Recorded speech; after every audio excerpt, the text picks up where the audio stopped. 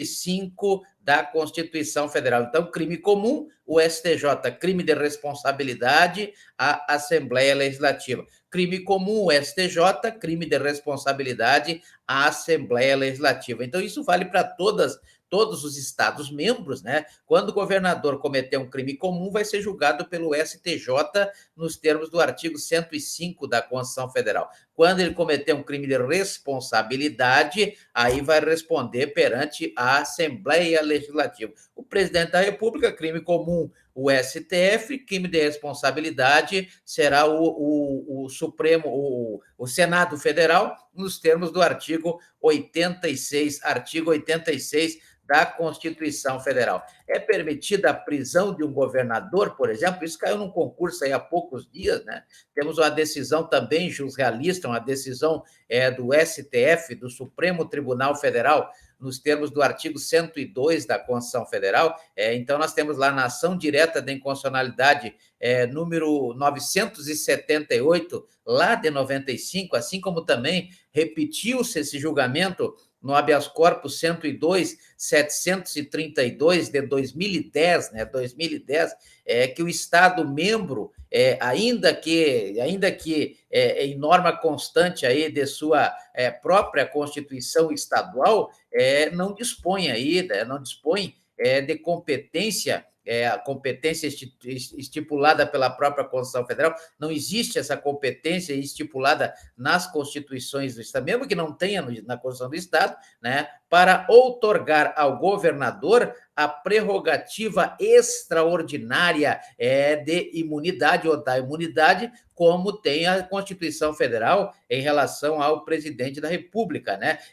Essa imunidade, logicamente, seja contra a prisão em flagrante, nos termos do artigo 301 do Código de Processo Penal, ou da prisão preventiva, nos termos do artigo 312 do Código de Processo Penal, né, para garantia da ordem econômica, para garantia da ordem pública, para assegurar a aplicação da lei penal, ou para conveniência da instrução criminal, como prevê lá no artigo 312 do Código de Processo Penal. E também a prisão temporária, né? A prisão temporária que está lá na Lei 7.960 de 89, que é de 5 dias, né? E tem aquela especial lá de 30 dias, previstas lá no artigo 2º, parágrafo 4º da Lei 8.072 de 90, que são chamados crimes hediondos, né? Quando for crime hediondo, aí o prazo da prisão temporária será de 30 dias, mas isso, na verdade, não existe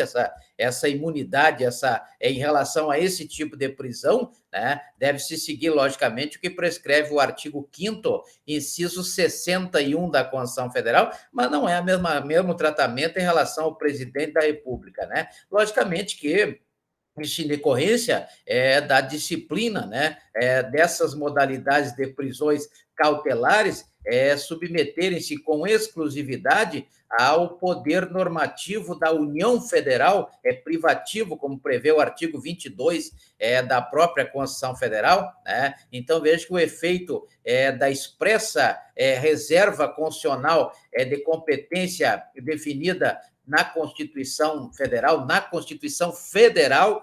Constituição Federal, a norma, mesmo que constante aí da Constituição Estadual, a norma que impede aí, que possa impedir a prisão do governador do estado ou de qualquer estado, né, antes de sua condenação penal definitiva. Então, não existe nenhuma regra aí que impeça essa prisão cautelar, essas que foram citadas, antes do trânsito em julgado da sentença condenatória penal prevista lá no artigo 381 do Código de Processo Penal, até em observação ao que prescreve o artigo 5º, inciso 57 da Constituição Federal, que é o princípio da presunção de inocência. Já tivemos aí várias decisões a respeito, a que está no momento tendo validade ou vigência, são exatamente as ações declaratórias de constitucionalidade número 43, a número 44 e também a número 54, né, aonde o STF decidiu que não cabe prisão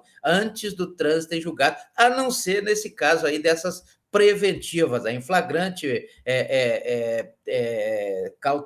temporária ou mesmo todas as prisões provisórias, aí, né? Aquela do 312 lá do Código de Processo Penal. Então, vejo que não se reveste aí de validade jurídica e, consequentemente, não pode subsistir contra a evidente incompatibilidade que se vê com o texto da Constituição Federal, né? E o presidente da República, como é que se dá o impeachment do presidente da República à luz daquilo que analisamos lá no artigo 85 da própria Constituição Federal? Primeiro passo, logicamente, é aquele direito assegurado a todos os cidadãos, como direito fundamental previsto no artigo 5º, inciso 34, a linha A da Constituição Federal, né, que vai dar aí motivo à ação penal, e a ação penal, logicamente, que eu estou falando aqui no caso do crime, crime comum julgado no STF, né, crime comum julgado no STF, então tem lá a denúncia do artigo 41 do Código de Processo Penal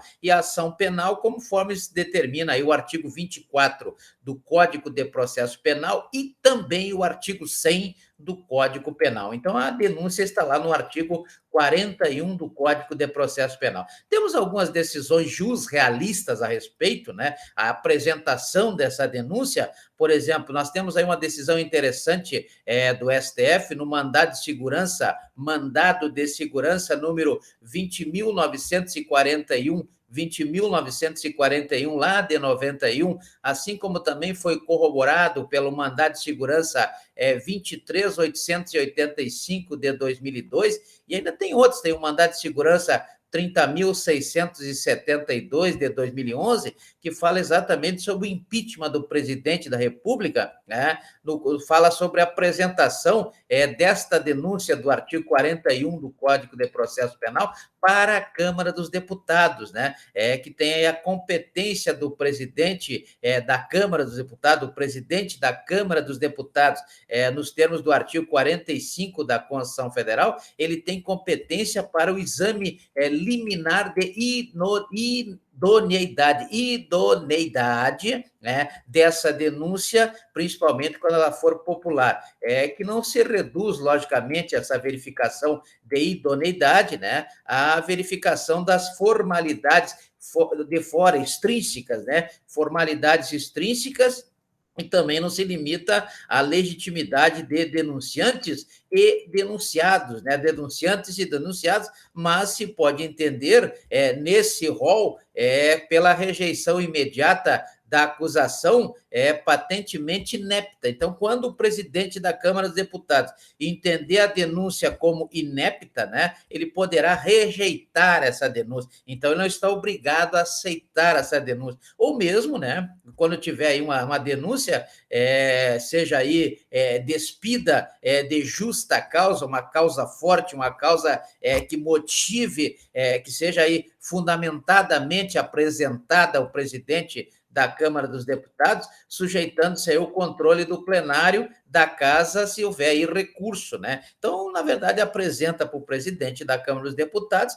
ele poderá rejeitar, e na rejeição haverá oportunidade aí do recurso para o plenário, né? Para o plenário. Temos aí também, em relação à denúncia, outro mandado de segurança extremamente importante, como a decisão jusrealista, no mandado de segurança número 26.062, né? O caso do oferecimento da denúncia pode ser por qualquer cidadão, imputando aí crime de responsabilidade ao presidente da República. Logicamente, crime não pode ser assim, o crime comum, haja vista o que prevê o artigo 129, inciso 3º da Constituição Federal, aonde o Ministério Público, no caso aí a Procuradoria-Geral da República, né, será então o titular da ação penal. Mas no caso do crime de responsabilidade, daqueles crimes que nós vimos lá no artigo 85 da Constituição Federal e aqueles que estão lá na Lei 1079 de 50,